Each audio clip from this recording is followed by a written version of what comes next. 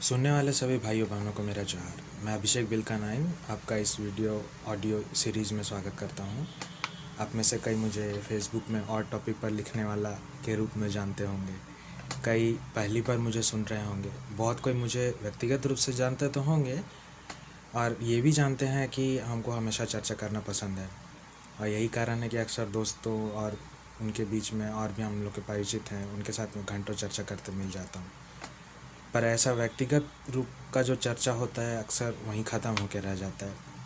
चर्चा का बहुत सारा बात है जिनको सबको जानना चाहिए, उन्हें सब तक पहुंचाने का कोई तरीका नहीं रह जाता। जैसा हम पहले बताया कि हम लिखते रहते हैं, पर लिखना समय लेता है और सभी को पढ़ना पसंद भी नहीं है। इसी का सलूशन के रूप में ये ऑडियो वीडियो सीरीज़ बनाने का सोचा। आप लोग पूछेंगे कि वो सब तो ठीक है, पर टॉपिक क्या है? सबको टॉपिक ही चाहिए। टॉपिक के पहले हम ये बोलेंगे कि हम जो भी बात यहाँ शेयर कर रहे हैं वो कई लोग को समझ नहीं आएगा जल्दी में, मतलब स्टार्टिंग में। बहुत लोगों को टॉपिक ही पसंद नहीं आएगा, ये भी हो सकता है। पर ये चर्चा ऐसे टॉपिक पर है कि अब उसको अगर सबको नहीं बताए जल्दी तो हो सकता है कि काफ़ी देर भी हो जाए। समझ नहीं आए कोई बात नहीं, पसंद नहीं आए तो भी कोई बात नहीं, आप बस सुनिए। आपको पूछना होगा कुछ तो हमको ईमेल कीजिए। ये टॉपिक हम लोगों के समाज से ही नहीं पर भविष्य और अभी के हालात से बहुत ज़्यादा जुड़ा हुआ बात है। ये सीरीज़ हम और दोस्त लोग के बीच बातचीत का चर्चा का रिकॉर्डिंग जैसा होगा, जिसमें अगर मिले तो टॉपिक से जुड़ा चित्र सब भी डालने का सोचेंगे हम लोग। ये हम डिस्कशन के समय रिकॉर्ड किए हैं, जिसका मटेरियल सब अंग्रेज़ी में है, इसलिए कुछ पॉइंट सब सिंपल नहीं होगा क्योंकि हमको ट्रांसलेट करके भी बताना रहता है। थोड़ा सा सब्र करके सुनिए, शांत में समझने का कोशिश कीजिए तो इंटरेस्ट जरूर आएगा। टॉपिक है जादू और सामाजिक इंजीनियरिंग। भाग्य मत, हम डिस्कशन में बताएंगे क्या है जादू। सामाजिक इंजीनियरिंग बोले तो सामाजिक जोड़ तोड़, यानी सामाजिक अभियांत्रिकी अगर एकदम प्रॉपर हिंदी में बोले तो। इसके पीछे क्या है, कैसे है, क्यों है, ये सब क्वेश्चन धीरे धीरे क्लियर हो जाएगा। जब क्वेश्चन क्लियर होगा आपको उम्मीद है इस टॉपिक का इम्पोर्टेंस भी समझ में आएगा। अभी आगे आप हमको यानी अभिषेक और मेरा दोस्त भाई आशीष को डिस्कस करते सुनिए, आराम से सुनिएगा। सभी को जोहार। मैं आशीष विक्रांत कुजूर और साथ में अभिषेक बिल्कानाइन आपका स्वागत करते हैं। जोहार अभिषेक का। जोहार। सबसे पहले तो आप मुझे ये बताइए कि ये कैसा टॉपिक है, जादू और सामाजिक इंजीनियरिंग। दोनों का दूर दूर तक तो कोई मेल नहीं दिखता, फिर भी अगर कुछ देर के लिए ऐसा मान लिया जाए तो फिर इसको शुरू करेंगे कहाँ से? इसको शुरू करने के लिए हम तुमको कुछ कुछ कीवर्ड सब बताते हैं, ठीक है? यानी कुंजी का शब्द पारस पत्थर सुना है? ठीक है। रसायन शास्त्र, केमिस्ट्री नहीं, रसायन शास्त्र। अच्छा, ये दूसरा है। हाँ, हम अभी इसको तुमको डिफाइन करेंगे, पर अभी इतना जान लो कि ये टॉपिक इससे रिलेटेड है। और उसी में ही फिर रसायन विज्ञान तो केमिस्ट्री तो जान रहे हो, है ना? उसके बाद में कुछ बहुत इतिहास की चीज़ें। अब मैं यहाँ जादू शब्द का प्रयोग कर रहा हूँ तो बहुत लोगों के मन में बात आ जाएगा कि टोना टोटका वाला बात हो रहा होगा, है ना? और सामाजिक इंजीनियरिंग का बात कर रहा है तो मैंने ज़बरदस्ती साइंस और अंधविश्वास जुड़ा रहा होगा टाइप का आ रहा है ना। ऐसा बात नहीं है। मैं यहाँ जिस जादू शब्द का जब प्रयोग कर रहा हूँ तो वो उसके मूल अर्थ में है, ठीक है? हम लोग जैसा समझते हैं टोना टोटका और ये सिंपल जादू टोना, है ना, ये पॉपुलर बोला जाए तो माने क्या बोलेंगे, चलन में लोगों के दिमाग में ये चीज़ बसा हुआ है, मगर इसका एक ऐतिहासिक पहलू भी है और वहाँ पर उस शब्द का पूरा मीनिंग ही कुछ और है। और वो बहुत ही अंतरंग रूप में, मतलब अंदरूनी रूप में समाज और उसके ऊपर पड़ने वाला प्रभाव से। तो सामाजिक इंजीनियरिंग का जब हम बात कर रहे हैं तो ये समाज का जोड़ तोड़ और उसमें किसी तरह का प्रभाव उत्पन्न करना, उससे जुड़ा हुआ चीज़ है। और अभी का माहौल तो देख ही रहे हो ना। तो इसीलिए ये टॉपिक का नाम इस तरह का है। और तुमको धीरे धीरे डिस्कशन में ये क्लियर हो जाएगा कि कैसे। तो पारस पत्थर तब क्या है? जैसे रसायन विज्ञान तो हम जानते ही हैं, केमिस्ट्री, पर ये रसायन शास्त्र क्या है? जैसा आप कह रहे थे वो नहीं है जो हम समझते हैं। तो ये कुछ अलग है क्या? बिल्कुल अलग है। पारस पत्थर या पारस मणि भी बोलता है ना, को अंग्रेजी में फिलोसोफर स्टोन या मैजिशियन स्टोन यानी जादूगर का मणि भी कहते हैं, ठीक है? अब ये हम ट्रांसलेशन में बोल रहे हैं, यहाँ पर वो इस तरह का नहीं है। इस पत्थर का कहानी फारस के माध्यम से भारत आया था, जो कि ईरान का पुराना नाम है, ठीक है। ओके। और क्या बोलते हैं, माने इसका जो जानकारी है ना, Sorry. ये पारस पत्थर का, Yes. ये इतिहास में इतना गुमनाम ये हुआ है कि हम लोगों को इसको धीरे धीरे, ऐसा प्याज छीलते हैं तो एक एक ठो लेयर अलग करते हैं ना, इस तरह ही अलग करेंगे, तभी हम लोगों को समझ में आएगा कि ये सब कैसे जुड़ी हुई है। Okay. इस पर डिटेल से बताता हूँ। पहले रसायन शास्त्र के बारे में जानते हैं, ठीक है। जो अभी तुम बोला ना कि अलग कैसे हुआ, रसायन शास्त्र बोलने से ही आदमी का दिमाग में सबसे पहले वही आएगा कि सीधा सीधा कि केमिकल का ही ना बात कर रहा है। रसायन मतलब केमिकल, शास्त्र मतलब उससे जुड़ा हुआ कुछ पढ़ाई लिखाई, तो केमिस्ट्री होना चाहिए। बट ऐसा हम इसलिए नहीं बोल रहे हैं और उसको केमिस्ट्री को रसायन विज्ञान कर रहे हैं क्योंकि इसके पीछे एक इतिहास छुपा हुआ है, ठीक है। अब ये भारत में इसका ज़्यादा कोई वैसा ऐतिहासिक पहलू नहीं रहा है, ठीक है। माने उनका चला आ रहा है प्राचीन समय से, ऐसा नहीं है। इसीलिए हम लोगों को रसायन शास्त्र बोल देने से जल्दी नहीं समझ में आता। मगर भारत वालों को इनके बारे में जानकारी नहीं था, ऐसा कहना भी गलत है, क्योंकि इसका एक देसी रूप है, पारस पत्थर का एक देसी रूप है जिसको बोलता है चिंतामणि। ओके। सुना है ना? हाँ। जिससे मतलब इच्छा पूरा हो जाता है, इच्छामणि भी बोलता था। इच्छाधारी सांप वाला कहानी सुना है ना? हाँ। उसमें जो उसके पास मणि रहता है ना, वो भी उसी किस्म का मणि का ही बात कर रहा है, ठीक है। ओके। अब ये सब कहानी जो है, दंत कथा कहानी, फेमस स्टोरी, धर्म है ना, ये सब का चादर से ढका हुआ है। इसको अगर जब तक हम लोग वो चादर हटा के पूर्ण रूप में नहीं देखेंगे, हम लोगों को ये कैसे जुड़ा हुआ है समझ में नहीं आएगा, ठीक है। जब हम रसायन शास्त्र बोल रहे हैं तो केमिस्ट्री से वो क्यों अलग हो गया? क्योंकि मूल में इसको बोलते हैं अल्केमी। ओके। अल्केमी, आप जैसे बोल रहे हैं, सुनने में तो बड़ा ही इंटरेस्टिंग नाम है अल्केमी, पर ये है क्या? अल्केमी एक बहुत ही प्राचीन, मेरा शब्द पे ध्यान दो, ठीक है, बहुत ही प्राचीन, सिंपल प्राचीन नहीं कि मतलब हाँ आज से 1-1.5 साल नहीं, उससे भी प्राचीन, प्राचीन, काफ़ी प्राचीन और गुप्त किस्म का विज्ञान है, ठीक है। और उस पे उठने वाली प्रथा पद्धति प्रयोग है, ठीक है, जिसका स्रोत प्राचीन मिस्र और कुछ कुछ उनका ही जो अल्केमी का ऐतिहासिक दस्तावेज सब है ना, उसके अनुसार प्राचीन चीन भी है इसका स्रोत। ओके। इन दोनों सभ्यता में जो विचारक दार्शनिक थे पुराने समय के, जिनको मैं प्राचीन वैज्ञानिक बोल रहा हूँ, ठीक है। क्यों बोल रहा हूँ उस पर भी हम लोग जैसे जैसे डिस्कशन आगे बढ़ेंगे तुमको समझ में आएगा। लोग जल्दी उसको नहीं बोलता है, पुराना समय का आदमी लोग को एकदम गंवार समझता है ना, बट मैं प्राचीन वैज्ञानिक बोल रहा हूँ। ओके। ये लोग, मैंने इन दोनों सभ्यता के जो ऐसे लोग थे ना, ये इस जो गुप्त मान्यता जो है ना अल्केमी का, उसका अनुसरण में बहुत गहराई में लिप्त था। कहने का अर्थ है कि उसको काफ़ी गहराई में ये लोग स्टडी कर रहे थे गुप्त रूप में, ठीक है। बहुत लोग को नहीं पता है, बट मिस्र जो हम लोग मिस्र बोलते हैं, इंग्लिश में इजिप्ट है ना, उनका जो प्राचीन नाम है ना वो अल्खेम है, मिस्र का। हाँ, जो कि अरबी शब्द है। जब अरब लोग वहाँ पर आए, मैंने वहाँ पर अपना साम्राज्य का ये किया है ना, विस्तार किया, तो वो इस जगह को बोलते थे अल्खेम। अल उसमें जो है, मैंने जैसे हम लोग इंग्लिश में द लगाते हैं ना, the United states of America, किसी भी नाम के आगे लगाते हैं ना, तो वो अरबी का नियम है, उसमें कोई भी नाम बड़ा नाम के आगे अल लगता है, तो अल्खेम। अब ये अल्खेम क्यों बोलते थे? क्योंकि मिस्र के जो पुराने लोग हुए, प्राचीन लोग, उनके अपने भाषा में उस जगह का नाम था खेमेत। ठीक है, प्रोनाउंस करना हम तो फिर भी उसको ऐसा प्रोनाउंस करें, बट वो लोग जैसा लिखता था मुश्किल है, ठीक है। अब ये इतिहास जो है ना, हम लोगों को जैसा लगता है ना, जैसे समझते हैं आप पुराना राजा रजवाड़ा का कहानी होगा इतिहास, ऐसा नहीं है। ये जो गुप्त विज्ञान है ना, जो कि मिस्र से निकल रहा है, इसका जो आधार है वो, जैसा मैं बोला, बहुत ही प्राचीन, ठीक है। तुम इमेजिन भी नहीं कर सकता उतना प्राचीन है। जैसे जैसे डिस्कशन में बढ़ेंगे तुमको धीरे धीरे ये क्लियर होगा कि कैसे। अब अरबों का जो ये नाम था अल्खेम, यूनानी लोगों के पास पहुंचा तो वो लोग उसको वैसा नहीं प्रोनाउंस करते थे अल्खेम, वो लोग उसको प्रोनाउंस किया अल्केम, है ना, का से बोलते थे अल्केम। तो जब उसको वो लोग विज्ञान का रूप बताना चाहते हैं तो वो शब्द हो जाता था अल्केमी। तो अल्केमी नाम तुमको पता ही होगा ना, विज्ञान में बहुत सारा नाम सब यूनानी भाषा से आता है। तो ये अल्केमी भी वैसा ही चीज़ है, ठीक है। ओके, तो ये एक तरह का विज्ञान है। तो विज्ञान होगा तो फिर तो इसका कुछ गोल होगा।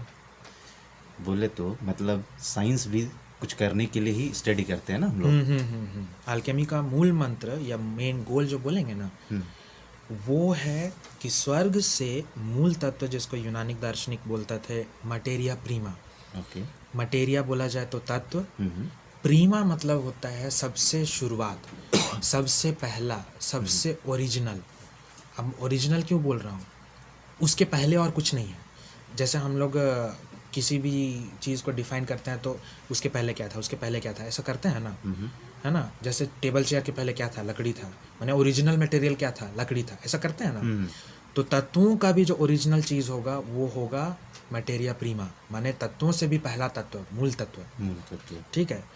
तो स्वर्ग से उस मूल तत्व को उतार के भौतिक हम लोगों का दुनिया का पंच तत्वों में कैद करना, ये है अल्केमी का मेन गोल। ठीक है। अब जब ये मटेरिया प्रीमा या मूल तत्व, जब भौतिक तत्व जिसको हम लोग छू सकते हैं, सूंघ सकते हैं, देख सकते हैं, है ना, खा भी सकते हैं, उनमें कैद कर दिया जाए, उस मूल तत्व को स्वर्ग से उतार के जब भौतिक तत्व में कैद कर दिया जाए, तभी पारस पत्थर का जन्म होता है। इस आधार पे मनुष्य साधारण खनिज या धातु जैसे पीतल, तांबा, जस्ता, लोहा, इसको सोने में परिवर्तित कर सकता है। इसको बोलता है, ग्रीक लोग बोलता था ट्रांसम्यूटेशन। चेंज नहीं, ट्रांसम्यूटेशन। इसके ऊपर भी मैं बताऊंगा क्यों ऐसा बोल रहे हैं। ठीक है। पुराना कहानी सब याद करोगे तो परस पत्थर से आदमी लोग क्या कर रहा था, सोना बना रहा था ना, उसी के लिए लोभ रहता है सबका। यहाँ पर मैं एक चीज़ पूछना चाहूँगा कि जैसे आप बोल रहे हैं कि स्वर्ग से उतार कर भौतिक दुनिया में कैद करना, तो आपके यहाँ पे स्वर्ग शब्द का जो यूज़ कर रहे हैं, उस शब्द का यूज़ करने का यहाँ पर किन अर्थों में आप स्वर्ग शब्द का यूज़ कर रहे हैं यहाँ पर? हाँ, एकदम सही चीज़ पूछे हो। मैं भूल गया था कि मैंने सिंपल वर्ड यूज़ करने से तो उसका मीनिंग भी देखो।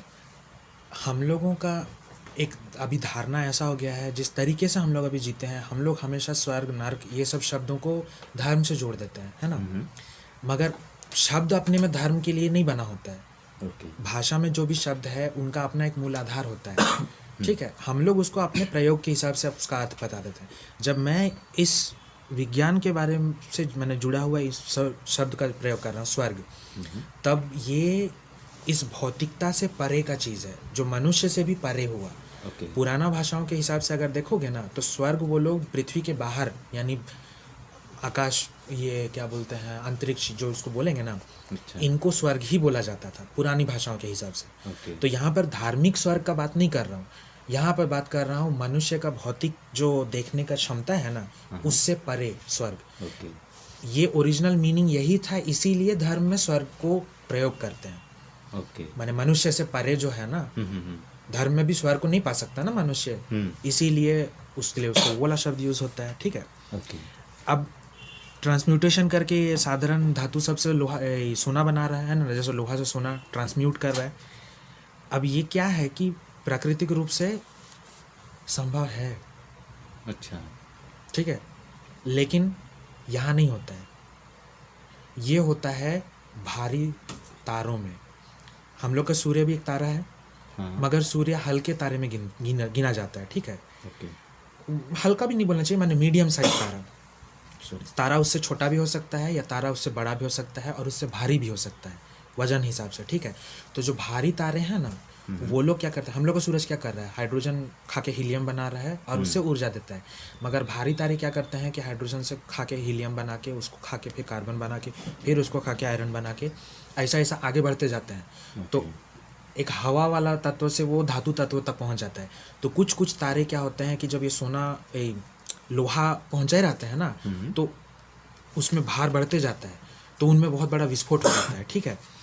तो ये जो मैंने इसको क्या न्यूक्लियर रिएक्शन बोला जाता है ना, सूर्य में जो हो रहा है, तो जब वो विस्फोट करते हैं ना, उस चरम तापमान और प्रेशर में क्या है कि ये जो लोहा है ना तारों में, वो सोने में तब्दील हो जाता है और ब्रह्मांड में ऐसा छितर जाता है। और वो बाद में जब किसी सौरमंडल में जमा होगा तो वो उनके ग्रहों में जमा हो जाता है। हम लोग का पृथ्वी में भी जो जमा सोना है ना, वो हम लोग का सूरज से आया है कि हवा से जमा, अब अंतरिक्ष से ऐसे ही जमा हो गया या पृथ्वी में अपने से उग रहा है, ऐसा नहीं है। सूरज के आसपास कभी कोई तारा रहा होगा जो फटा, और उसका फेंकाया हुआ जो सोना है ना, वो जमा हो गया, उसी को आदमी कोड़ के निकालता है। ठीक है। अब ये तो बात हुआ कि मनुष्य का हाथ से दूर कहीं पर सोना बन रहा है, ओके। लेकिन आधुनिक युग में वैज्ञानिक लोग परमाणु अनुसंधान करके ये चीज़ न्यूक्लियर रिएक्टर जो बोलते हैं ना, वहाँ भी इसको कर चुके हैं वो लोग। ओके। थोड़ा थोड़ा अमाउंट पारा और जस्ता सब जो है ना, इसको सोना बनाया है, ठीक है। अब इसका न्यूज़ हम लोग को नहीं मिलता है, ठीक है, क्योंकि हम लोग का न्यूज़ क्या आता है कि कौन हीरोइन कहाँ गिर गई, कैसा कपड़ा ओके। पहनी है, ठीक है। तो ये इस तरह का इंपॉर्टेंट न्यूज़ हम लोग को सुनने के लिए मिलता है। बहुत इंटरेस्टिंग टॉपिक है, ओके। पर मैं डिटेल से बताऊंगा जब इससे रिलेटेड टॉपिक सब स्टार्ट होगा, ठीक है। अभी वापस आते हैं पारस पत्थर पर। ओके। अपना सबसे सरल एग्जाम्पल में, सॉरी नॉट एग्जाम्पल, डेफिनेशन में, पारस पत्थर एक पदार्थ या तत्व को किसी दूसरे पदार्थ या तत्व में परिवर्तन कर देता है, ठीक है। पर अंतर देना, ध्यान देना इस शब्द का, कि ये जो मैं जब बोल रहा हूँ ना परिवर्तन कर देना, ये क्या बोलेंगे उसको, यहाँ से उठा के वहाँ रख दिया, ऐसा नहीं है। उसके पीछे कुछ ये है, ठीक है। यहाँ सिंपल परिवर्तन का बात नहीं हो रहा है। ये सारी चीज़ें जो आप बता रहे हैं, ये कहानी जैसा सुनने में तो लग रहा है। जैसे हम पहले पढ़ा करते थे ना, चंपक, नन्हे सम्राट, वैसा कुछ कहानी जैसा प्रतीत हो रहा है। पर अभिषेक दा, वो सब कहानी ही है। ये कहानी कहीं ना असली हो जाए, कहानी थोड़ी ना असली हो सकता है। हाँ, अब ये चीज़ थोड़ा सोचने वाला चीज़ हो जाता है कि हम इस तरह का चीज़ सब बता क्यों रहे हैं, ठीक है। मगर थोड़ा सा सब्र करो, हम तुमको धीरे से समझा देंगे। अभी बात करते हैं कि वो परिवर्तन का जो मैं बात बोला था, ठीक है। ओके, जो आप परिवर्तन बता रहे थे, जैसे परिवर्तन कहने का अर्थ ये है क्या, बर्फ से जैसे पानी हो जाना, पत्थर का लोहा बन जाना? नहीं, उस तरह से नहीं। बर्फ से पानी जो है वो रूप परिवर्तन हो रहा है, परिवर्तन है मगर रूप परिवर्तन। बर्फ भी पानी ही है, ठीक है। लोहा का अगर बात करें तो लोहा खनिज रूप में पत्थर के अंदर लोहा ही रहता है, उसको सिर्फ पिघाल के हम लोग अपना प्योर रूप में, शुद्ध रूप में निकाल देते हैं, ओके। ठीक है। वो चेंज नहीं हो रहा है। जब मैं यहाँ अल्केमी परिवर्तन का बात कर रहा हूँ ना, तब वहाँ पर सॉरी जो लोहा जब सोने में परिवर्तित हो रहा है ना, तो वो अपने मूल रूप में परिवर्तित हो रहा है। उसका एक एक अणु, एक एक कण जो है ना, वो खुद सोना बन जा रहा है। उसमें लोहा का एक भी अंश नहीं बचना। ओके। तो मैं इस तरह का परिवर्तन का बात कर रहा हूँ, ठीक है।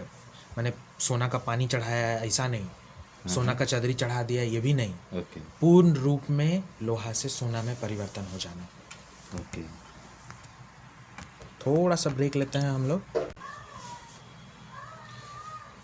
अच्छा, हाँ, कहानियों में भी लोहा को ही सोना बनाने के लिए मार मचाए रहते हैं लोग। अभिषेक दा, हमको तो अभी भी ये कहानी जैसा ही लग रहा है। हाँ, मगर कहानी का भी स्रोत होता है। हाँ, ठीक है। पारस पत्थर या अल्केमी के बारे में जो हम लोग का आधुनिक अवधारणा है ना, इसके विपरीत जो ऐतिहासिक दस्तावेज जिसको बोलेंगे ना, ये कुछ और ही बताता है। अवधारणा मतलब गलत धारणा, यानी कि हम लोग कहानी गलत पढ़ते हैं क्या? या मॉडर्न विश्वास में कहानियों में सिर्फ मिर्च मसाला है ठीक है। ओके। क्योंकि असली अल्केमी का जो सूत्र शास्त्र दस्तावेज लेख जो भी बोलो, जो पुराने लोग लिख गए, उनमें एक अलग ही तथ्य उजागर हो रहा है, ठीक है। और वो जो कौतूहल भरा चित्र है ना, वो जब हम लोग के सामने प्रकट होता है तो ये इस चीज़ को बताता है कि ये अल्केमी शास्त्र का जो कहानी या उनमें जो जानकारी है ना, ये हम लोग जो कहानी सब सुनते हैं ना, उससे तो छोड़ दो, पुराना सभ्यता सबसे भी पुराना है, हज़ारों साल पहले लिखा गया है।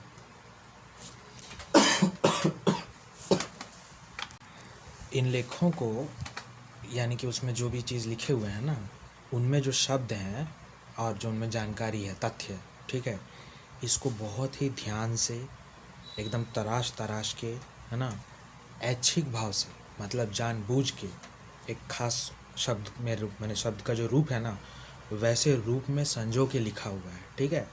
ताकि ये एक ही क्षण में कई व्याख्याओं का आधार बन जाता है। विश्व का बहुत सारा जो पुराना भाषा सब है ना, ये भी इसी ढांचा पे बना हुआ है, ठीक है। इनफैक्ट हम लोगों का लैंग्वेज भी इसी श्रेणी में आएगा, एक ही टाइम पे कई मीनिंग। ओके।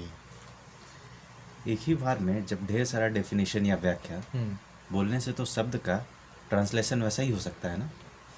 वैसा नहीं, ट्रांसलेशन का मतलब हो जाता है कि अर्थ के अनुसार कथन या भाषा का बदल जाना, ठीक है। ओके। मैं जिसका बात कर रहा हूँ उसमें किसी साधारण कथन में ही कई लेयर है।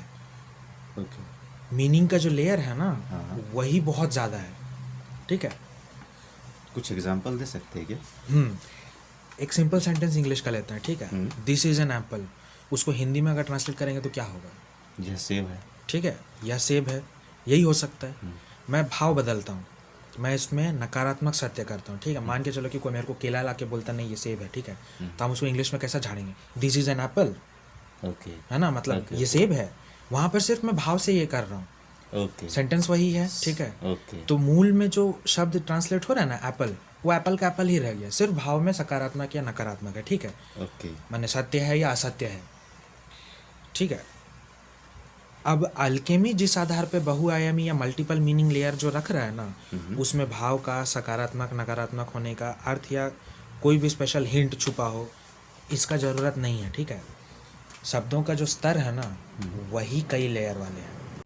अब ये जो लेयर का मैं बात कर रहा हूँ ना, अपने इन लेखों में जो इस तरह का मल्टीपल मीनिंग रख रहा है, ये कैसे है? वो एक बहुत पुराना आधार है, ठीक है, एक पुराना वैज्ञानिक पद्धति है जिसमें मैंने बहुत सारा मैंने पुराना जो भाषा सब है ना दुनिया का, जो मैं अभी बोला कि उसी श्रेणी में आता है मल्टीपल मीनिंग का, ये सब उसमें क्या है कि न्यूट्रल शब्द है ना, उसमें जो अभी मैं बोला कि सकारात्मक या नकारात्मक ये नहीं हो रहा है, न्यूट्रल जो उसका ये मीनिंग, वही मल्टीपल मीनिंग में है, ठीक है। मैं तुमको एक एग्जांपल देता हूँ। प्राचीन सभ्यता का एक एग्जांपल हम शब्द ले रहे हैं, ठीक है, साधारण शब्द पहाड़, ठीक है। हम लोग पहाड़ बोलने से क्या समझ रहे हैं? पहाड़ी समझ रहे हैं ना। मगर इन पुराने सभ्यताओं में जो भाषा का जो नियम है और ये जो दस्तावेज जो अल्केमी के हैं उसमें जैसा लिखा हुआ है, यहाँ पर एक ही बार जब पहाड़ में बोल रहा हूँ ना, इसमें मल्टीपल मीनिंग है, ठीक है। वो सिंपल साधारण पहाड़ का भी बात कर रहा है, देश का भी बात कर रहा है, ठीक है, समाज का भी बात कर रहा है, किसी एक व्यक्ति का भी बात कर रहा है, देवतागण का बात कर रहा है, इस पृथ्वी का भी बात कर रहा है, या परग्रह का भी बात कर रहा है, ठीक है। और कहीं कहीं पर सैन्य बल के लिए भी इस शब्द का प्रयोग किया गया है। अब यह क्या निकल के आ रहा है कि ये जो शब्द का जो अर्थ है, ये कोई मतलब स्थिति माने जो उसका जो सिचुएशन है ना, उसका या अपना रूप के ये से माने ये नहीं है, सीमित नहीं है, ठीक है। शब्द का जो रूप है ना, उसको ये नहीं कर रहा है। ये क्या बोल रहा है कि ये एक ही मोमेंट में, मतलब जब वो शब्द प्रयोग किया गया पहाड़, उस एक मोमेंट पे ही कई मीनिंग निकल के आ रहा है। ओके। थोड़ा सा और साधारण तरीके से बताइए। साधारण तरीके से हम ये पहाड़ शब्द यूज़ क्यों किए, ठीक है, एग्जांपल बताने के लिए हम इसी को थोड़ा एक्सपैंड कर रहे हैं, ठीक है। ओके। ये शब्द हम इसलिए यूज़ किए काहे कि एक पुराना मध्य पूर्व का सभ्यता है सुमेर। इसका खासियत ये है कि ये सभ्यता जहाँ से शुरू हुआ ना, उसमें मैंने उसको पहला सभ्यता भी बोला जाता है। उसके बाद बहुत सारा सभ्यता सब आते गया, तो वो सुमेर सभ्यता का जो भाषा था ना, उसके बाद आने वाले सभ्यता जैसे अक्काद, बेबीलोन, असीरी, है ना, और उसके बाद अभी तक अरब लोग भी, माने जो अरबी भाषा है ना, वो यहूदी भाषा भी, उनमें उस सुमेर का ही बहुत सारा शब्द सब चला आ रहा है। तो सुमेर का जो ओरिजिनल वर्ड था ना, उसको वो लोग लगातार अपना ज़रूरत के हिसाब से चेंज करते आ रहे थे, मगर उसके अंदर में उसका जो मीनिंग है ना, वो रह गया, मतलब वो एक ही टाइम पे बहु मीनिंग हो गया। ओके, समझा। तो वो पहाड़ एग्जांपल हम इसलिए लिए थे क्योंकि सुमेर भाषा में पहाड़ जब बोल रहा है ना, तो वो उस देश का भी बात कर रहा है, उसके जो लोग हैं समाज, उनका भी भाषा का बात कर रहा है, जो वहाँ का राजा हुआ उसको भी पहाड़ ही बोल रहा है। ओके। अगर मैं एग्जांपल एक सेंटेंस लूँ ना कि वो पहाड़ पे है, या वो पहाड़ है, तो उसका ट्रांसलेशन जब वो करना चाहे तो वो वैसा भी कर सकता है कि पहाड़ पे खड़ा है, पहाड़ का है, यानी कि पहाड़ देश का है, ठीक है। पहाड़ का मतलब फिजिकल पहाड़ का भी हो सकता है, उसका घर पहाड़ में है, ठीक है, ऐसा। तो जब लोग इस तरीके से बात करते थे तो क्या उनको समझने में दिक्कत नहीं आती थी? यही तो रहस्य का बात है कि वो लोग कैसे उसको डिकोड करते थे। जैसे जैसे हम आगे बढ़ेंगे ना, तुमको ये चीज़ क्लियर हो जाएगा कि उस समय के लोग ये क्यों किए थे, ठीक है। ओके। अब ऐसा करने का जो उनका ये है ना, क्या बोलते हैं, माने तरीका, पद्धति है ना, वो एक स्पेसिफिक प्रोसेस के द्वारा ही संभव है, जिस पे हम अभी थोड़ा आगे चर्चा करेंगे। अभी ये जान के चलो कि ऐसा करना भी, वो तुम अभी बोला ना कैसे बात करते थे, वो ज़रूरी था उनके लिए, ये ज़रूरी था क्योंकि उसका माने उस तरह से जो वो लोग कर रहे हैं ना बात, एक ही शब्द में कई मीनिंग निकाल के, वो उसका कारण था कि वो लोग को ऐसा करने का जो माने मजबूरी जो बोलेंगे ना, वो एक, मैं उसको एक शब्द बोलता हूँ, प्राचीन विभत्स दुर्घटना। ओके, विभत्स दुर्घटना आप एक बार बताए थे। अल्केमी उससे भी जुड़ा है क्या? हाँ, जुड़ा है। मतलब वो जो दुर्घटना मल्टीपल मीनिंग करना ज़रूरी हो गया। ओके, तो इसका कुछ रीज़न रहा होगा? रीज़न तो है, क्योंकि ऐसा जब हम बोला ना कि विभत्स दुर्घटना के कारण वो लोग मल्टीपल मीनिंग कर लिया, अब वो लोग ऐसा करके ही समय का मार झेल सकता था। कहने का अर्थ क्या है कि अपना ज्ञान विज्ञान आने वाला पीढ़ी को उनको पहुंचाना है ना, तो वो इसी रूप में कर सकता था बिना डिस्ट्रक्शन हुए। मतलब जो मीनिंग उनका था ना, वो मीनिंग रह जाए, वो तभी हो सकता था जब वो लोग ऐसा मल्टीपल मीनिंग रख के चले, ठीक है।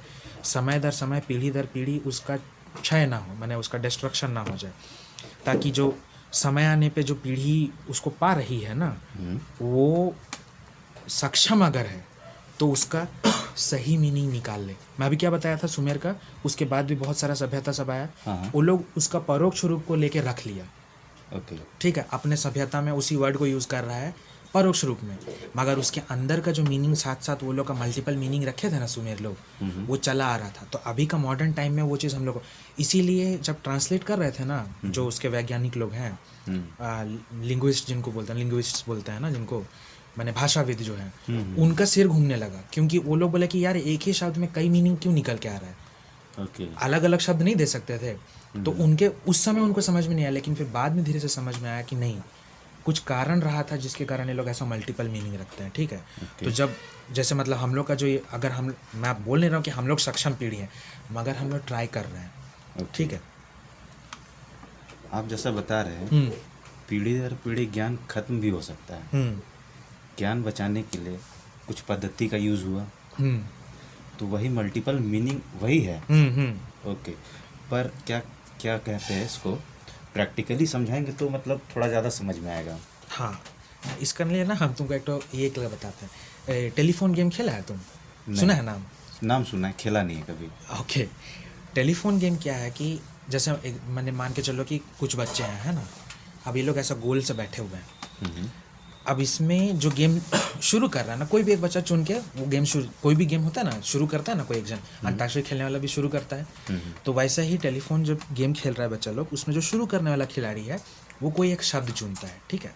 ओके, अब उसको वो अपना बगल वाला खिलाड़ी जो है ना, उसका कान में एकदम फुसफुसा के बोलेगा, उसको अपना मुंह भी छुपाना होता है अपना हाथ से, ठीक है, ताकि वो क्या बोल रहा है दिखाई नहीं दे, और वो शब्द को उच्चारण नहीं कर सकता। ओके, मैंने कोई भी शब्द जैसे बोल रहा है, जैसे टेबल, तो वो टेबल बोल के उसका कान में नहीं बोलेगा, है ना। और बोलते समय हम लोग का मुंह भी दिखता है ना, तो हम लोगों का जैसे हैबिट होता है कि मुंह कैसा घूम रहा है उससे भी हम लोग बात पकड़ लेते हैं। हाँ, तो वो दोनों चीज़ें छुपा ली जाती हैं, ठीक है। वो अपने बगल बैठा बच्चा का कान में वैसा फुसफुसाया, वो बच्चा उसके बगल में बैठा हुआ बच्चा के कान वैसा करते करते करते करते जहाँ से शुरू किया था जो बच्चा, उसके जस्ट बगल वाला जो दूसरा साइड वाला बच्चा है ना, उस तक जब वर्ड पहुँचता है ना, तो उसको ठीक ठीक वो वर्ड पहचानना होता है, ठीक है।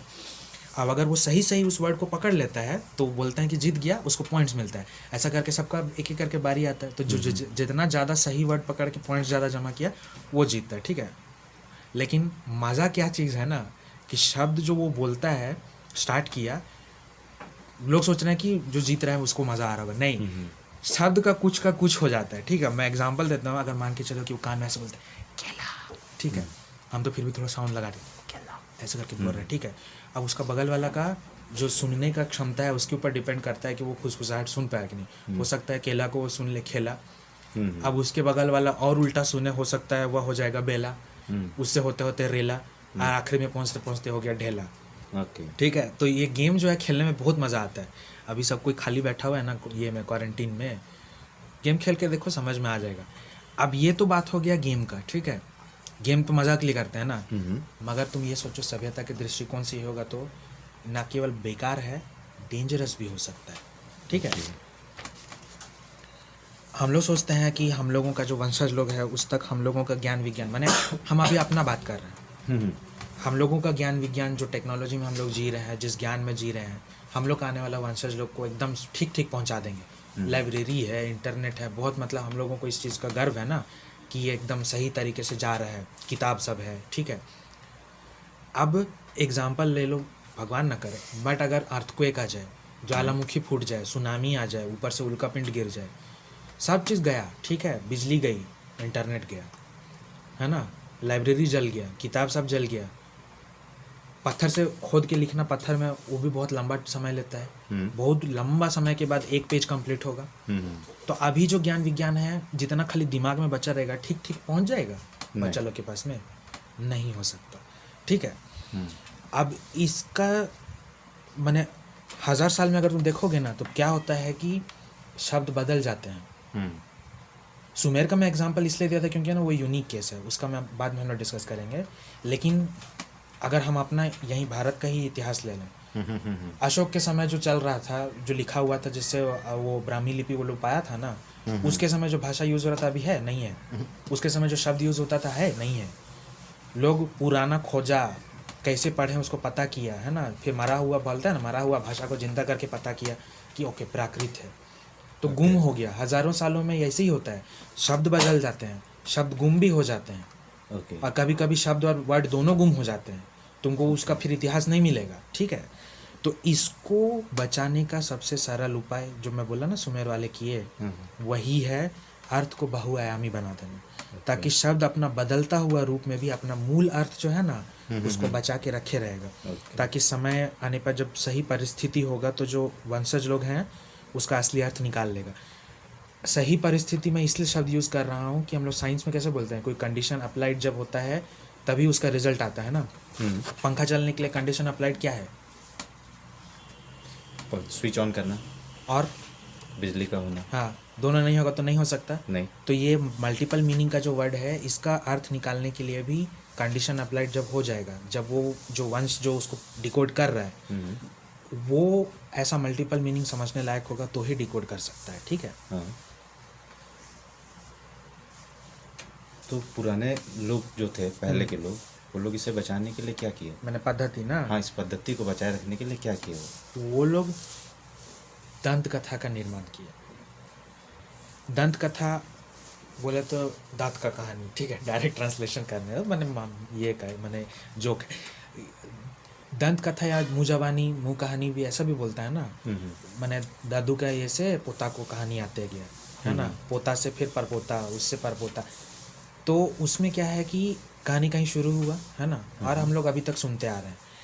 अब दंत कथा में क्या होता है कि उसमें उसका जो स्ट्रक्चर है ना, अगर लिटरेचर से देखेंगे, माने साहित्य का नियम से देखेंगे, तो दंत कथाओं में क्या होता है कि एक शुरुआत होता है, एक मध्य होता है, और एक उसका समाप्ति होता है। शुरुआत कैसे होता है? बहुत लंबे समय में फलना ढेकना। बीच में क्या होता है कि वो ऐसा किया, मैंने राजा का कहानी में है ना कि तलवार मिला उसको, एकदम क्लाइमैक्स जिसको बोलेंगे। और एंड में क्या होगा? राजा रानी शादी हुए, खुशी खुशी रहने लगे। तुम गौर किया है दंत कथा सब में ऐसे ही रहता है, ठीक है। अब इसके बीच में क्या है ना, मिर्च मसाला जोड़ दिया जाता है। अब हम लोग का, इंसानों का ये भी, मैंने हम लोग का दिमाग भी ऐसा है कि मिर्च मसाला रहता है इसलिए याद भी रहता है, ठीक है। मगर जो उसका ढांचा है ना, शुरुआत मध्य और अंत, ये उस मिर्च मसाला का कारण टिका भी रह जाता है। लोग उसको जल्दी छेड़छाड़ नहीं करते हैं। अगर मतलब उसमें वर्ड सब भी चेंज हो जाएगा ना, तब भी उसका जो ये स्थिति है ये बरकरार रहता है, ठीक है। और जैसे हम एग्जांपल देते हैं कि मान के चलो कि तुम्हारा ही दादू कोई कहानी सुनाया था, तो वो जिस गांव का था उस गांव का वर्ड लेकर तुमको सुनाएगा। अब वही कहानी बाकी लोग भी याद रख रहे हैं क्योंकि ये पूर्वज लोगों से आ रहा है। तो कोई दूसरा गांव में हो सकता है उस गांव का नाम लेके बोले, लेकिन कहानी शुरू वैसे ही होगा, बहुत पुराना समय में फलना ढेकना था, है ना, फिर बीच में वैसे आएगा कि उसको तलवार मिला, वो राक्षस से लड़ा, और एंड में होगा खुशी खुशी रहने लगे, ठीक है।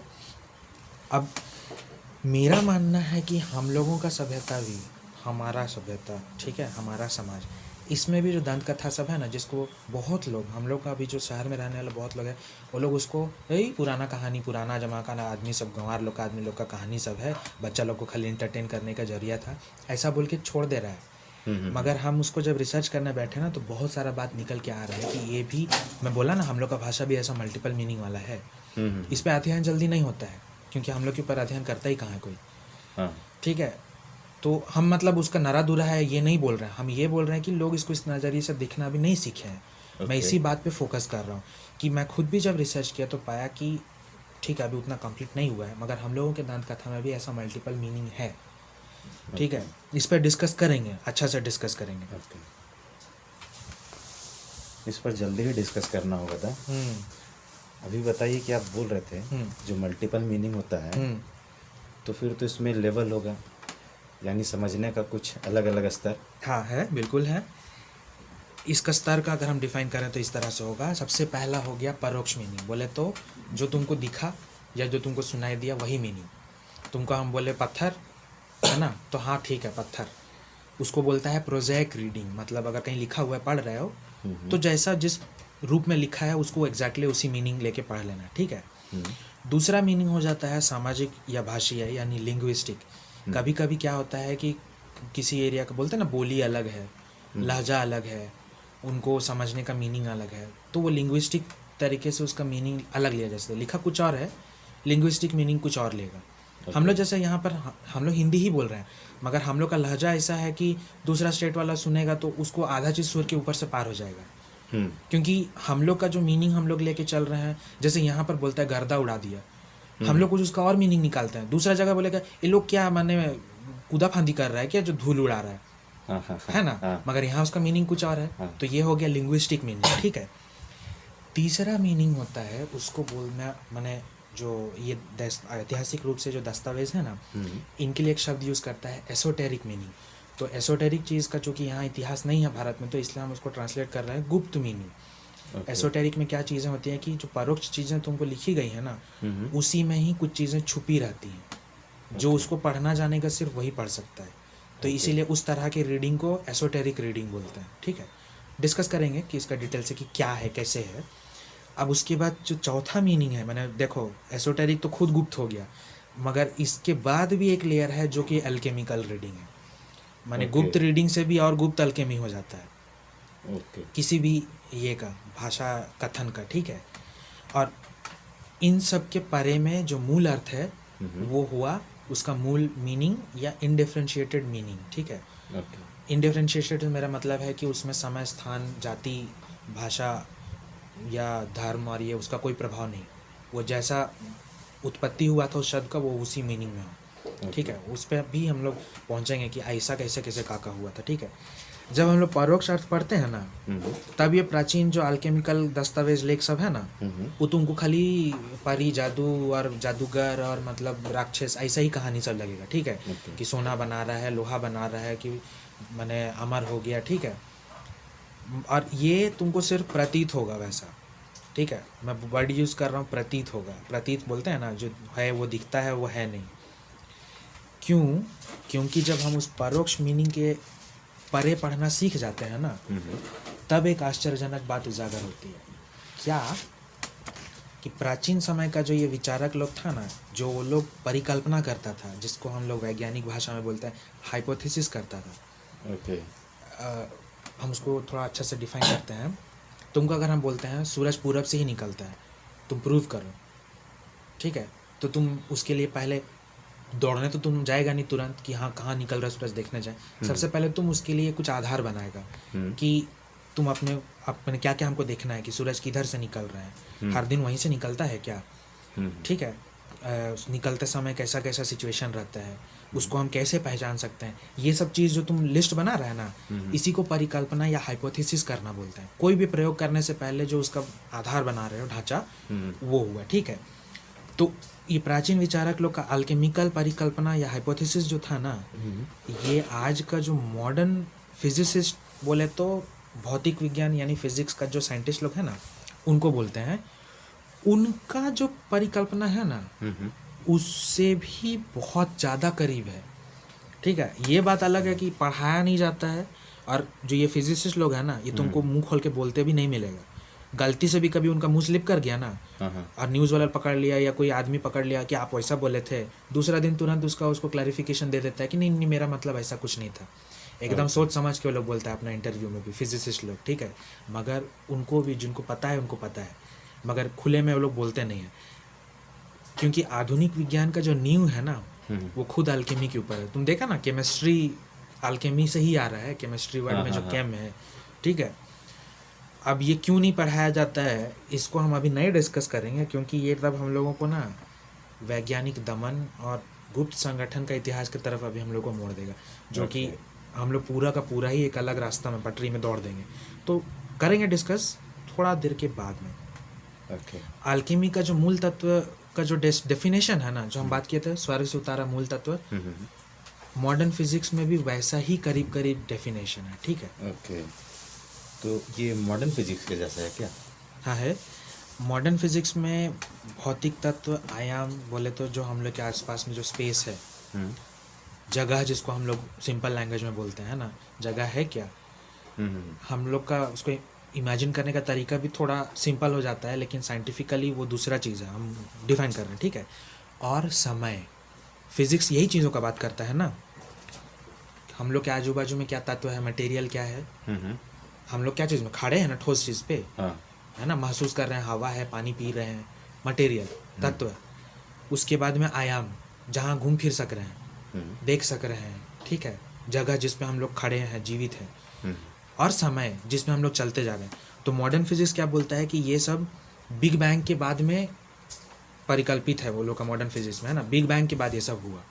वो लोग का हाइपोथेसिस ऐसा है, ठीक है। जो बिग बैंग से पहले जो उसका मूल रूप था ना, वो एक सघन तत्व, एकीकृत सघन तत्व, मैंने इंग्लिश में सिंगुलैरिटी बोलता है, एकदम मैंने कल्पना से एकदम परे, एकदम महीन एक बिंदु, बिंदु का ना आयाम है, ठीक है, ऊपर नीचे आगे पीछे कुछ नहीं है बिंदु में। उस बिंदु में सारा का सारा तत्व वहाँ एकीकृत सघन रूप में जमा था, ठीक है। तो जब ये विस्फोट हुआ ना, तो उसमें जब विभाजन होना शुरू हुआ, तो हम लोगों को आयाम, स्पेस मिला, जगह मिला, खाली जगह जिसको हम लोग समझते हैं ना, वो मिला। हम लोग का जो ज़मीन, आसमान, ये सब जो मटेरियल है वो मिला, और उसी समय से समय भी आगे बढ़ना शुरू हो गया, ठीक है। ये मॉडर्न फिजिक्स का है। अब अल्केमी में ये जो मूल तत्व जो शब्द है ना, या मटेरिया प्रीमा जिसको बोल रहे हैं, वो खुद भौतिक तत्व, समय, आयाम का आधार है। जो मॉडर्न फिजिक्स वाले बोल रहे हैं ना, अल्केमी वाले भी वही बोल रहे हैं, कि हम लोगों का भौतिक तत्व जिसमें हम लोग खड़े हैं, खा रहे हैं, पी रहे हैं, सांस ले रहे हैं, और हमारे आसपास जो आयाम है जिसमें हम लोग घूम फिर रहे हैं, और हम लोग जिसमें जी रहे हैं, जो समय, ये भी मटेरिया प्रीमा पे आधारित है। जो कि जब खुद में परिवर्तित होता है ना, मटेरिया प्रीमा अपने आप में परिवर्तित होता है, यानी ट्रांसम्यूट होता है। देखो जो वो शब्द हम बोले ना, तब यहाँ आ रहा है, अपने आप में जो वो निहित क्षमता रखता है, ठीक है, वो ये करके हम लोगों को ये सब देता है। अब इस मटेरिया प्रीमा या मूल तत्व के प्रभाव में सृष्टि का कोई भी जो वस्तु है ना, हम लोग एग्जाम्पल में सिर्फ लोहा लोहा कर रहे हैं, मगर ऐसा नहीं है। कहानी के हिसाब से आप सब देखोगे ना, तो कोई भी वस्तु को जब परसमनी से छुआ दिया जाए, माने उसके प्रभाव में आ जाए कोई भी तत्व, भौतिक तत्व, तो वो सोने में परिवर्तित होगा। सिर्फ सोने में ही नहीं, कोई भी चीज़ में, ठीक है। कहने का अर्थ है कि वो पारस पत्थर का प्रभाव में तुम पानी को पत्थर, पत्थर को मोम, सब अलग अलग चीज़ें हैं, मगर वो ट्रांसम्यूट हो रहा है, अंदरूनी गुण ही उसका बदलते चले जा रहा है, ठीक है। अब इसका जो ऐसा डिफिनेशन उठा ना, इसीलिए अल्केमी वाले लोग खुद पारस पत्थर को भी पहला, प्रीमा, एकमात्र, यूनिक और स्वतः, मतलब इन इटसेल्फ, खुद मटेरिया प्रीमा को खुद ही पारस पत्थर बोलते हैं, क्योंकि वो खुद भी अपने आप में बदल रहा है, और उसके प्रभाव में जो बाकी तत्व हैं वो भी बदल सकते हैं, ठीक है। तो ये जो है ना पारस पत्थर, इसको पारस मणि भी बोलते हैं। तो मणि जैसा भी इमेजिन किया गया है, क्यों? क्योंकि मणि क्या है, एक क्रिस्टल है, ठीक है। अब क्रिस्टल क्या है, ये धातु या तत्व का एक चरम स्थिति भी बोल सकते हो, या अंतिम स्थिति है, ठीक है। जो हम लोग सामान्य स्थिरता, जैसे हम लोग खड़े हैं ना, लोहा लोहा है, कल के वो पिघल के पानी नहीं हो रहा है, नहीं। लोहा चिरकालीन लोहा ही रहेगा। तो वो उस स्थिति में रहने के लिए क्रिस्टल या क्रिस्टलिन जो उसका स्वभाव है उसको आधारित करता है अपने ऊपर, ठीक है। ओके, कुछ उदाहरण बताइए इसका। मैं पहले ऐसा सोचता था कि जो सिर्फ चमकती चीज़ें होती है ना, सिर्फ वही क्रिस्टल होती होंगी। ओके, हम एग्जांपल तुमको देते हैं कि क्या क्या चीज़ भी क्रिस्टल है। नमक क्रिस्टल है, चीनी क्रिस्टल है, मिश्री, लोहा, तांबा, रेत, चकमा पत्थर जैसे बचपन में खेलते थे ना, हाँ। वो हो गया।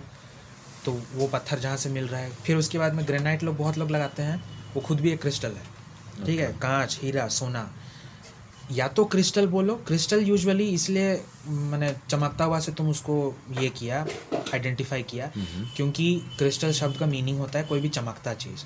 मगर बाकी जो चीज़ें हैं ना उनको बोला जाता है क्रिस्टलीन अवस्था, वैज्ञानिक रूप से। ये शाब्दिक अर्थ हो गया, ठीक है। धातु और खनिज सब भी जो है ना वो क्रिस्टलीन अवस्था में होती है। क्रिस्टल अवस्था में क्या है कि उसका जो मूल है ना, धातु का अणु, तत्व का, धातु नहीं बोलना चाहिए, तत्व का जो मूल बिंदु है, अणु, वो लोग आपस में जब एक दूसरे को पकड़ के खड़े हैं ना, जो अपने आप को सजा के रखे हैं, वो एक खास अवस्था में ही रहते हैं। उस अवस्था को ही क्रिस्टलीन अवस्था बोला जाता है, ठीक है। तो ये जो है वो अंधाधुंध नहीं हो सकता, ये प्लेटोनिक शेप बोलते हैं, उसी रूप में जाएगा। ये प्लेटो का निर्धारित किया हुआ रूप सब है, ये उसी में ही संभव है। ओके, तो ये जो प्लेटोनिक रूप बोल रहे हैं आप, इसका कुछ उदाहरण? कुछ तो हम लोग का सुनने वाला लोग को भी पता रहेगा, ठीक है। तुमको भी पता होगा, लूडो खेले हो? हाँ। लूडो में पासा होता है, हाँ। वो सबसे सिंपल रूप सबका एक रूप है ना। उसको इंग्लिश में बोलता है क्यूब, है ना। माने चार आयाम, माने चार कोण है ना, उसका ठोस 3 आयामी रूप। माने क्यूब का हिंदी तो हम नहीं जानेंगे अभी बोलने, क्योंकि मेरा हिंदी थोड़ा वीक है। हाँ, घन, हाँ घन बोल सकते हो, ठीक है। घन फल जो निकलता है ना, तो वो क्यूब जो है ना वो एक प्लेटोनिक रूप है। उसी तरह से अगर मैं उसका रूप को थोड़ा बदल दूँ ना, माने मान के चलो कि 4 कोण की जगह हम 3 कोण कर देते हैं, और उसको ऐसा 4 ठो ये करके बचाएंगे, शेप बनाएंगे, तो उस जो रूप बनेगा उसको बोलता है टेट्राहीड्रन। उसी तरह क्यूबॉइड है, रोम्बॉइड है, इकोसाहेड्रन है, टेट्राहीड्रन सुना है ना। फिर उसके बाद में ऑक्टाहेड्रन, बहुत सारा शेप सब है। मिस्र का जो पिरामिड सब है ना, वो क्रिस्टल जो हम अभी बोल रहे हैं ना, क्रिस्टल रूप, क्रिस्टलीन अवस्था, उसका भौतिक उदाहरण है खुद अपने में। वो जिस चीज़ से बना है वो खुद भी क्रिस्टल है, और वो पूरा का पूरा जो रूप है ना वो भी एक क्रिस्टल रूप है, ठीक है। बट ये बहुत ज़्यादा एडवांस टॉपिक हो जाएगा, वापस आते हैं। मटेरिया प्रीमा या मूल तत्व जो ये बोल रहा है ना अल्केमी में, ये सभी तत्व का एकीकृत, अविभाजित, है ना, और अवर्गीकृत रूप है, ठीक है। जब वो स्वयं में वर्गीकरण करता है या वर्गीकृत होता है, तब सृष्टि का निर्माण होता है या सृष्टि के निर्माण का आधार बनता है। मैं मॉडर्न फिजिक्स से नहीं बता रहा हूँ, अभी ये अल्केमी में ही चल रहे हैं। तो ये पुराना जो प्राचीन विश्वास है ना, ये प्राचीन मिस्र का जो धार्मिक दर्शन या सामाजिक दर्शन बोलोगे ना, हर समाज का अपना अपना दर्शन होता है ना कि कैसे उनका उत्पत्ति हुआ। तो मिस्र का जो प्राचीन मिस्र का जो दर्शन है उसमें सृष्टि का निर्माण ऐसे ही हुआ। मूल में एक मूल तत्व था, उसमें जब विभाजन शुरू हुआ, वर्गीकरण हुआ, तो आकाश मिला, धरती मिली, देवता मिले, पानी मिला, है ना, पहाड़ मिला, आदमी मिला, वो वैसा बोलते हैं। अब ये सिर्फ मिस्र तक है, ऐसा सीमित है, ऐसा नहीं है। उसके बाद भी और अभी भी जो धर्म है ना, कई धर्म विश्व में, उसमें भी विभाजन का जो ये मैंने इस तरह का जो विभाजन जो हुआ ना सृष्टि का निर्माण के लिए, अपना अपना सामाजिक और राजनीतिक भाषा जो रहा अलग अलग सभ्यता का, धर्म का, उसके अनुसार वो लोग उसको लिखने का कोशिश जरूर किया। मैं बात कर रहा था मिस्र का, लेकिन उसके बाद भी जो धर्म सब आए हैं, कुछ जीवित हैं, कुछ खत्म हो गए, मैंने दस्तावेजों में तो सब जिक्र है ना, तो उनमें ये मिलता है, ठीक है। एग्जाम्पल के लिए लेते हैं, जैसे बाइबल में भी जो उसके लेखक लोग हैं ना, वो लोग स्वर्ग और पृथ्वी का विभाजन का बात करता है। स्वर्ग और पृथ्वी को अलग किया गया, है ना, वर्गीकृत किया गया। अब मैं उसका लैंग्वेज का भी क्या गड़बड़ हुआ है, बहुत कुछ है, मैं बाद में अच्छा से बताऊंगा जब हम लोग उसका भाषा का डिस्कशन करेंगे।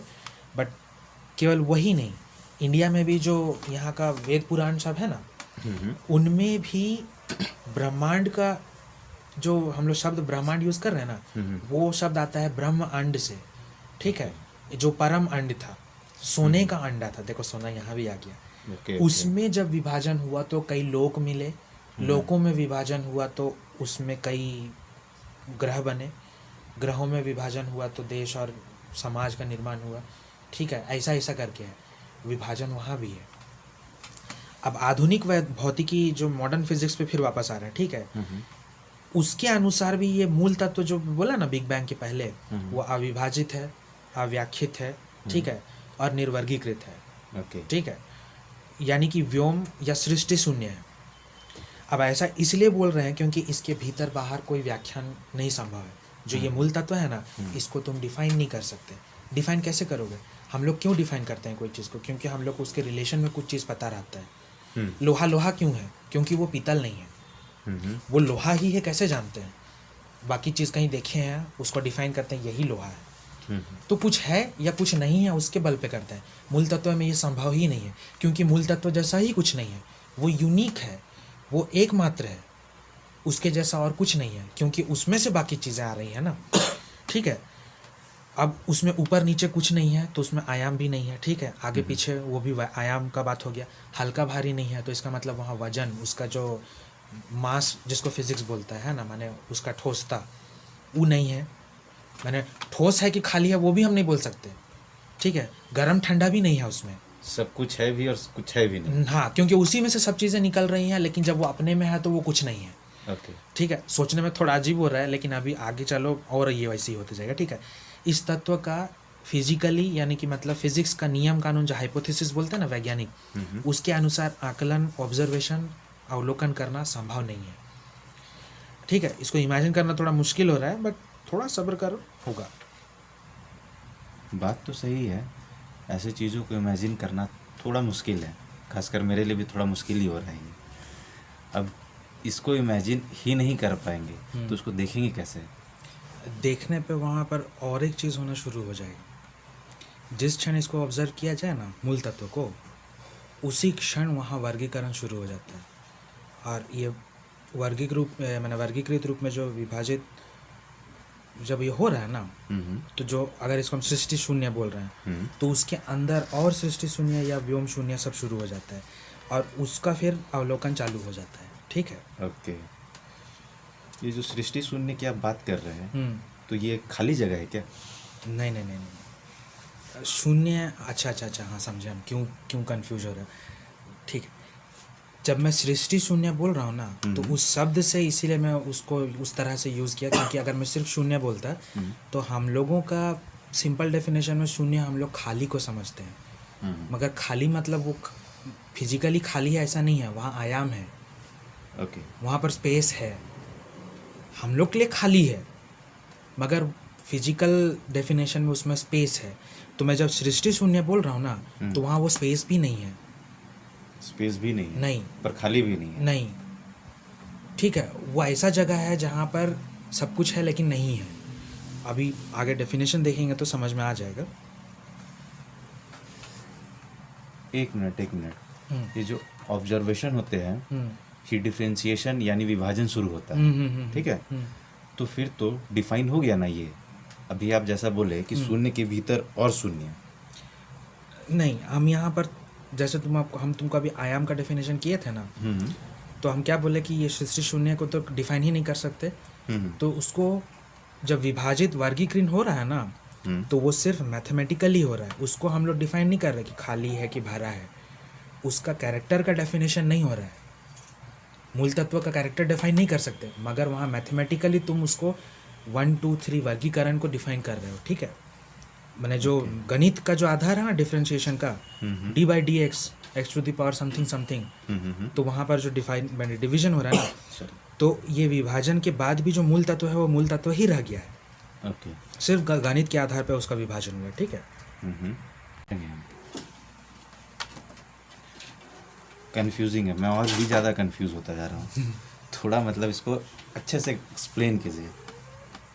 ठीक है, हम तुमको एग्जाम्पल करते हैं, ठीक है। इमेजिन करो कि एक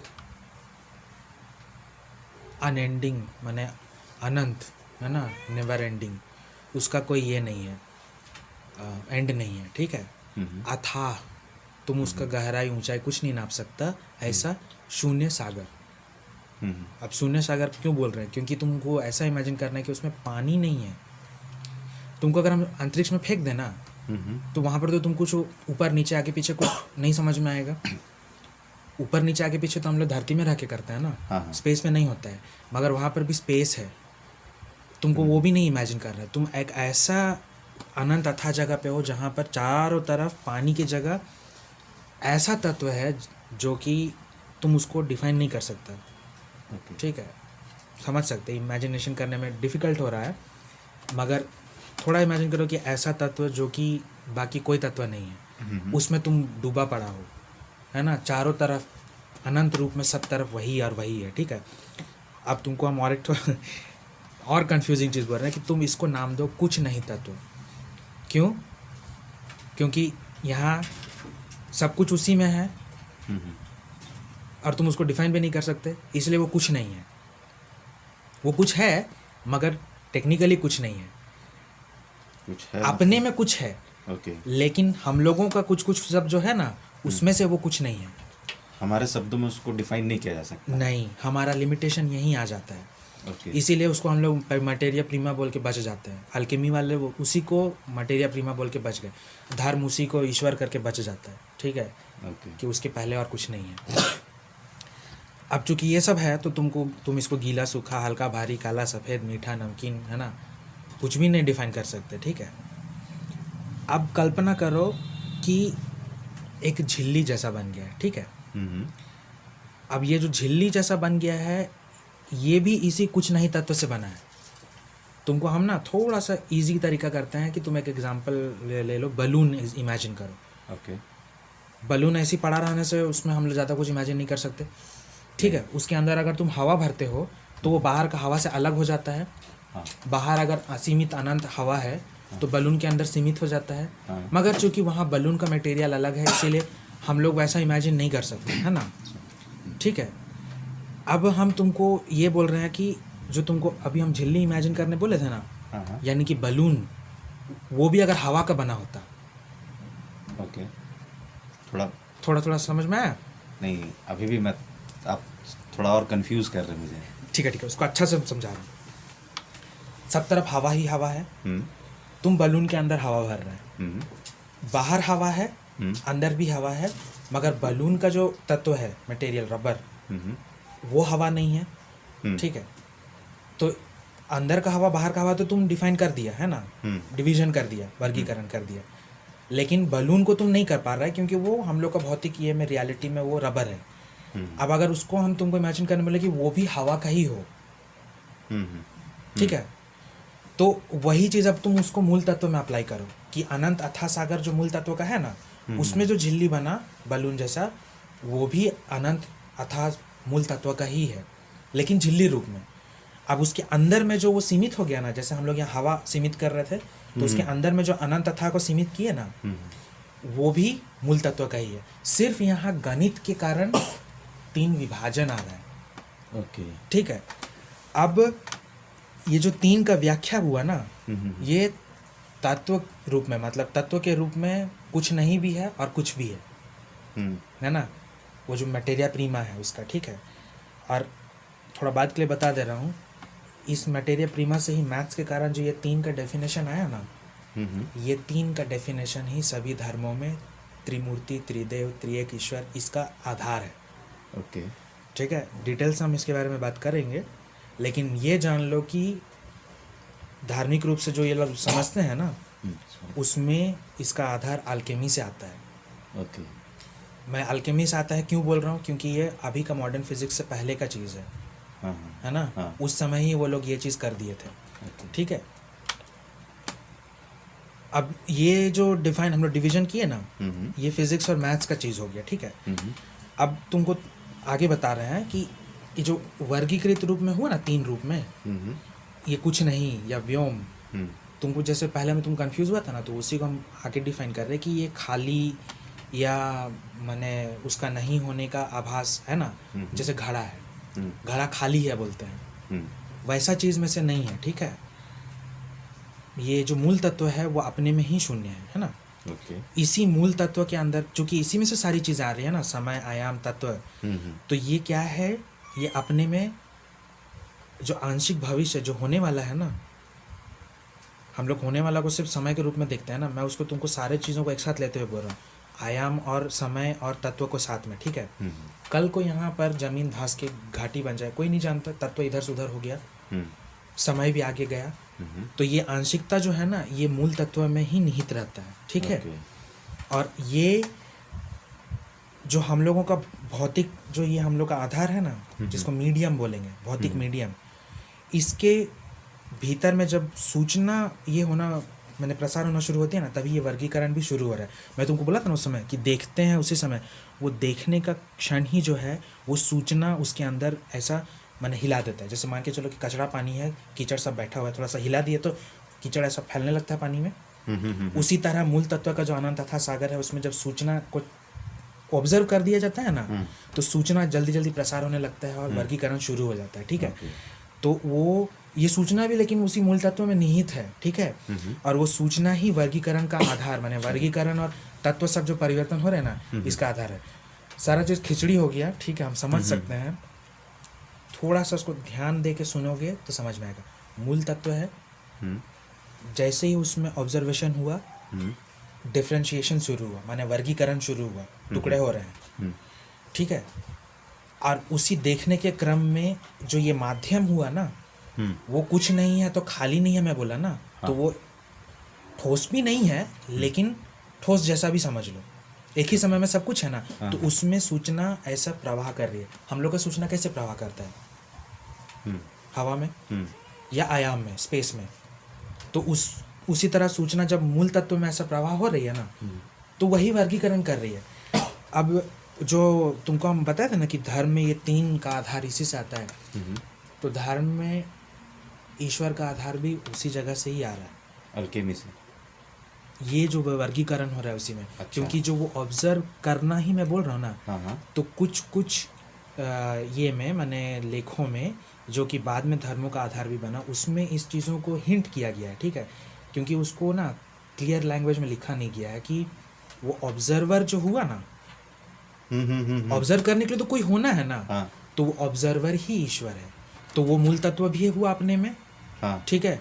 वो ऑब्जर्व कर रहा है और सूचना का प्रसार कर रहा है, मगर घूम फिर के वो खुद भी सूचना है। ऐसे ही कंफ्यूजिंग डेफिनेशन है ना धर्म में भी। हम लोग बोलते हैं ईश्वर अनंत है, मगर उसी में से फिर अंत भी आ रहा है। तो ये कंफ्यूजिंग चीज़ क्यों होता है? क्योंकि उसका जो कंफ्यूजिंग आधार है वो ये अल्केमी इस तरह से कर रही है। इसको जब तक थोड़ा डिटेल के साथ शांत मन से नहीं मैंने ये करोगे ना, मैंने स्टडी करोगे, तो कंफ्यूजिंग रहेगा। लेकिन सब चीज़ों को थोड़ा थोड़ा करके, जैसे मैथ्स का डिफरेंशिएशन का रूल से समझो, फिजिक्स का स्पेस डिफरेंशिएशन से समझो, और अल्केमी जो अपने मूल शब्द में बोल रही है वैसा करके समझो, तो तुमको धीरे धीरे समझ में आएगा, ठीक है।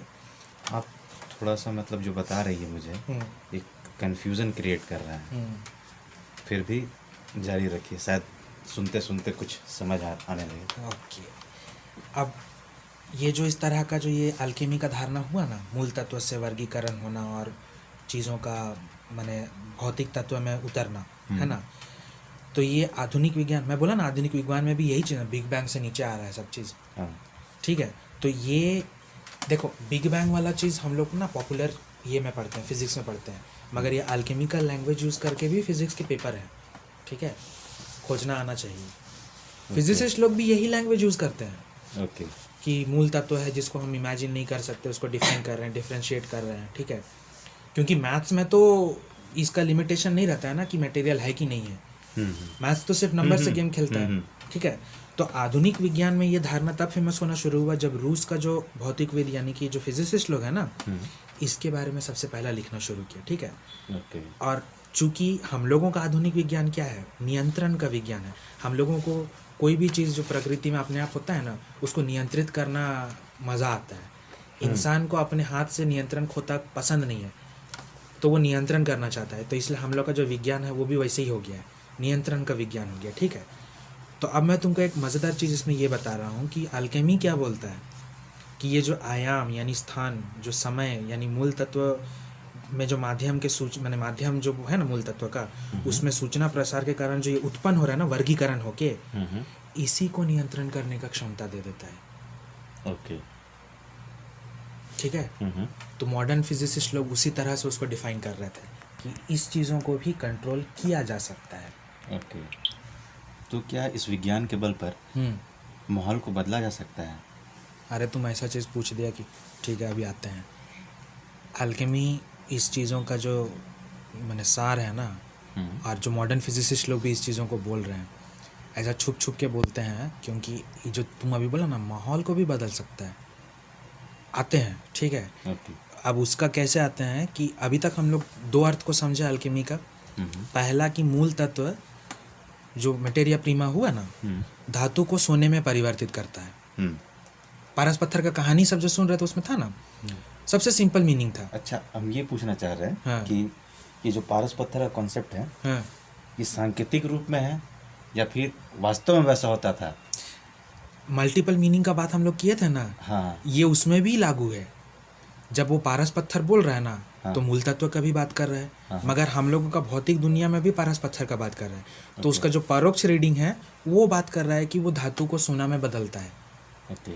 अब उसका दूसरा अर्थ बता रहा हूँ कि मूल तत्व जो है ना, हाँ। जिससे आयाम, समय और भौतिक तत्व मिल रहा है, उसका जोड़ तोड़ को भी नियंत्रित कर सकता है।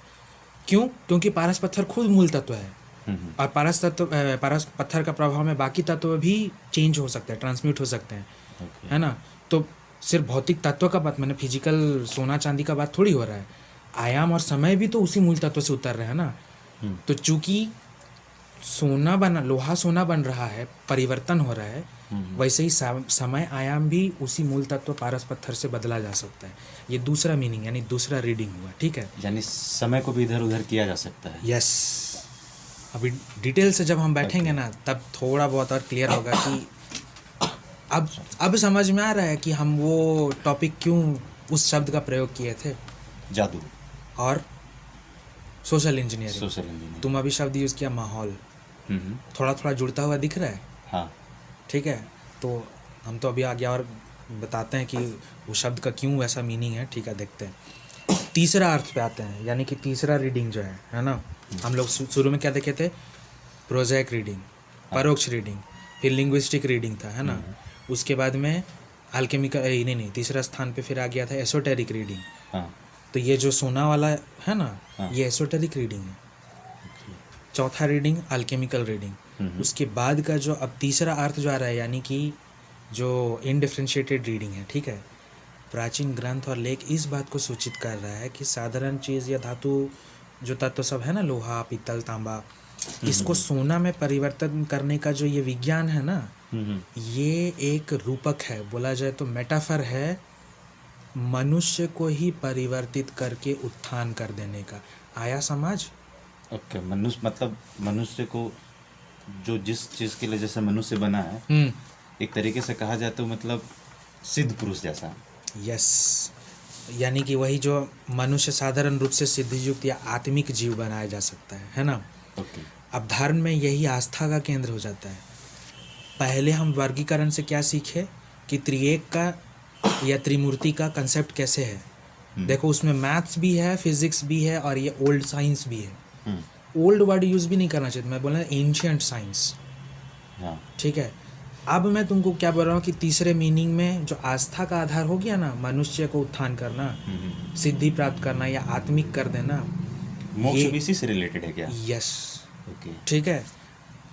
सतयुग में ऋषि लोग, है ना, आदन वाटिका में आदम और हवल, अभी क्या बोलते हैं, पाप में गिर गया, पतित हो गया, आदम और हवा आत्मिक रूप में जीवित थे। शब्द यूज होता है ना। आदमी सोचता है कि क्या बात कर रहा है, तो वो सोचेगा ही, क्योंकि जो वो लैंग्वेज यूज हो रहा है वो धार्मिक लैंग्वेज थोड़ी है। ठीक है। उसके बाद बुद्ध जो बौद्ध रूप को अपनाए, यानी मोक्ष पाए, निर्वाण पाए, है ना, मनुष्य का साधारण स्थिति से चरम चले गए। ये जो स्थिति जा रही है ना, माने मनुष्य में ही ट्रांसम्यूटेशन हो रहा है, परिवर्तन। हाँ। तो तत्व से तत्व में परिवर्तन हो रहा है ना। भले ही वो कुछ दूसरा टाइप का तत्व है, लेकिन वो दूसरा टाइप का तत्व भी तो वो मूल तत्व से ही उतर के आ रहा है। ओके। हम लोग भी भौतिक तत्व में है तो अलग से कुछ है क्या? भौतिक तत्व के ही बने चीज है ना। हमारे अंदर जो आत्मा है वो भी हम लोगों को उस तत्व का ही अंश मिल रहा है, वर्गीकरण मिल रहा है, यानी ईश्वर का वर्गीकरण, छोटा छोटा टुकड़ा मिल रहा है। यही है ना धर्म का आस्था, है ना। तो ये जो अल्केमिकल विज्ञान का जो ये मैंने क्या बोलेंगे, मैंने धर्म, हर धर्म अपने आप को यूनिक बताता है इसी वैज्ञानिक लैंग्वेज को लेके। बोल सब एक ही चीज़ रहे हैं और उनका स्रोत यही अल्केमी है, ठीक है।